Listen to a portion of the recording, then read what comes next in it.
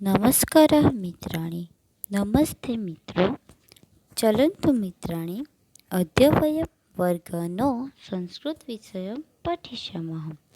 ચાલો મિત્રો આજે આપણે ધોરણ 9 સંસ્કૃત વિષય ભણીશું।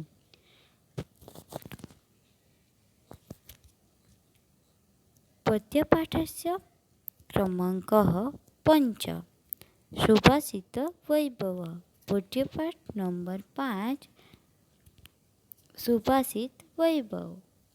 અહીં મિત્રાણી અત્ર વૈભવ શબ્દનો અર્થ સમૃદ્ધિ અસ્તિ। મિત્રો અહીં વૈભવ શબ્દનો અર્થ સમૃદ્ધિ થાય છે, એટલે કે પદ્યપાઠ શીર્ષકનું અનુવાદ સુભાષિતોની સમૃદ્ધિ થાય છે।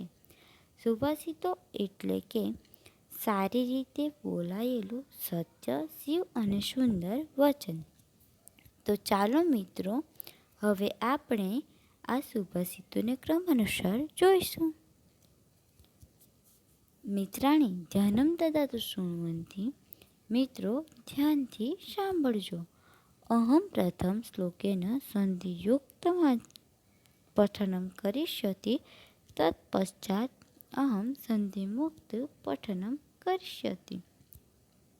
મિત્રો હું સર્વપ્રથમ શ્લોકોનું સંધિયુક્ત વાંચન કરીશ અને ત્યાર પછી સંધિમુક્ત વાંચન કરીશ। મિત્રો તમને થશે કે સંધિયુક્ત અને સંધિમુક્ત એટલે કેવું વાંચન? તો સંધિયુક્ત એટલે કે સંધિ છોડવા વગરનું અને સંધિમુક્ત એટલે કે સંધિ છોડીને વાંચવું તે બરાબર છે? મિત્રાણી અત્ર અહમ પઠામી। મિત્રો હવે હું વાંચું છું।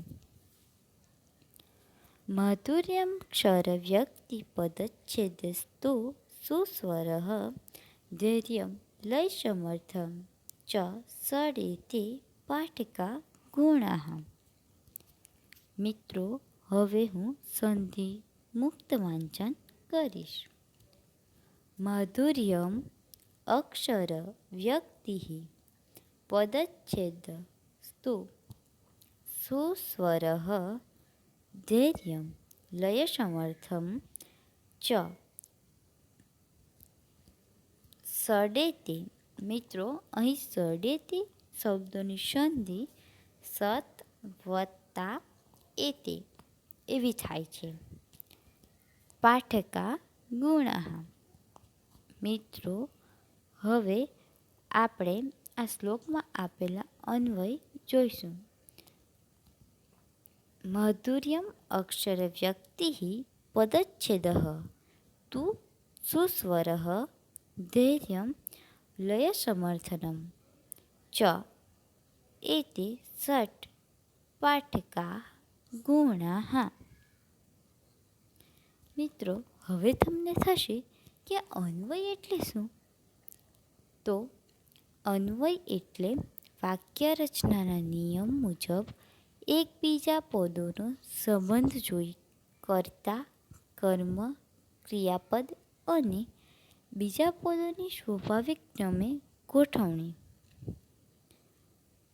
મિત્રો આપણે અન્વયનો અર્થ જોયો, હવે પછી આપણે આ શ્લોકનું અનુવાદ જોઈશું। આ શ્લોકનો અનુવાદ જોતા પહેલાં મિત્રો આપણે શ્લોકમાં આવતા જે શબ્દ છે તેનું ગુજરાતી અર્થ જોઈ લઈએ, જેથી આપણને ભાષાંતરમાં ખબર પડે। માધુર્યમ એટલે કે મધુરતા, અક્ષર વ્યક્તિ એટલે કે અક્ષરની અભિવ્યક્તિ, પદચ્છેદ એટલે કે પદોનું વિભાજન, સુસ્વરઃ એટલે કે સારો સ્વર અથવા તો સારો અવાજ, ધૈર્યમ એટલે ધીરજ, ષડેતે અહીં સંધિ છૂટી પાડી તો ષટ વત્તા એતે એટલે કે એનો અર્થ એવો થાય છે આ 6, પાઠકા એટલે કે વાચક। હવે આપણે આનું અનુવાદ જોઈશું।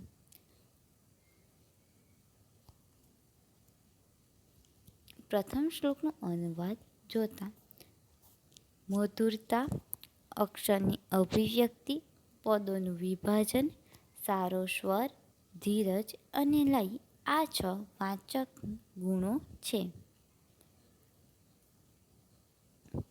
એટલે કે મિત્રો, આ શ્લોકમાં એવું કહેવામાં આવ્યું છે કે આપણને શ્રેષ્ઠ વાંચનના ગુણો બતાવવામાં આવ્યા છે. જો આ 6 ગુણો વડે વાંચવાથી વાંચન શ્રેષ્ઠ બને છે. એટલે કે અહીં વાચકની વાણી મધુર હોવી જોઈએ એવું દર્શાવવામાં આવ્યું છે. આ સુભાષિતમાં કહેવામાં આવ્યું છે કે વાંચનમાં અક્ષરની અભિવ્યક્તિ, પદોનું વિભાજન, અવાજ સારો તથા ધીરજ હોવી જોઈએ અને વાંચન લયબદ્ધ હોવું જોઈએ. તો જ એ સારું વાંચન બની શકે છે.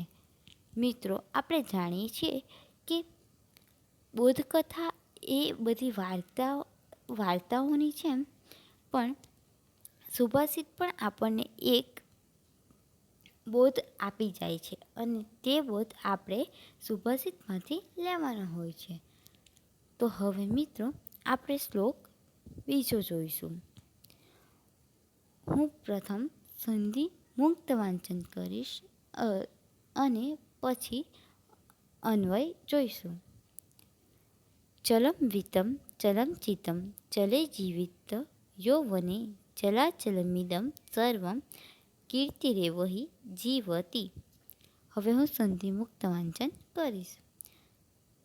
ચલમ વિત્તમ ચલમ ચિત્તમ ચલે જીવિત યૌવને ચલ અચલ મિદં સર્વં કીર્તિરેવ હિ જીવતી. હવે આપણે અન્વય જોઈશું.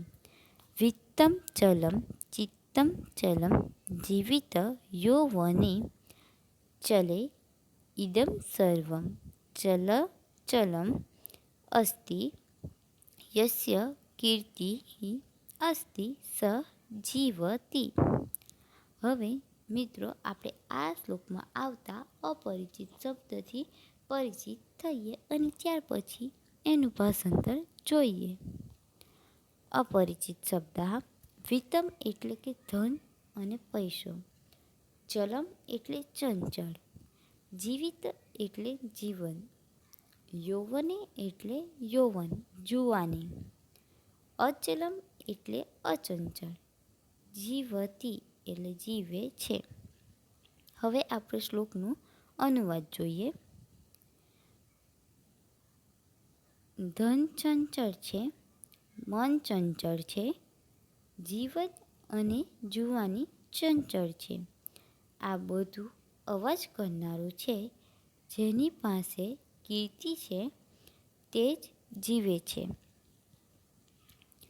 મિત્રો, બીજા સુભાષિતમાં એવું કહેવામાં આવ્યું છે કે ધન, મન, જીવન, જુવાની ચંચળ છે. જેની પાસે કીર્તિ છે તે જ જીવે છે. એટલે કે માણસના મૃત્યુ પછી પણ એણે જે દુનિયામાં કીર્તિ પામેલી છે, એની જે ગાથા કહેવાય છે, યશ ગાથા જેને આપણે કહીએ છીએ, તે જીવિત રહે છે. તે પણ ઇતિહાસના પાને. આ સુભાષિતને સમજવા માટે આપણે એક ઉદાહરણ લઈએ. આપણે જાણીએ છીએ કે કર્ણની ગાથા દૂર દૂર સુધી સંભળાય છે કે કર્ણ દાનવીર હતા. કર્ણના મૃત્યુ બાદ કેટલાય હજાર વર્ષો બાદ એની કીર્તિ ચારે દિશામાં દાનવીર તરીકે ફેલાઈ છે.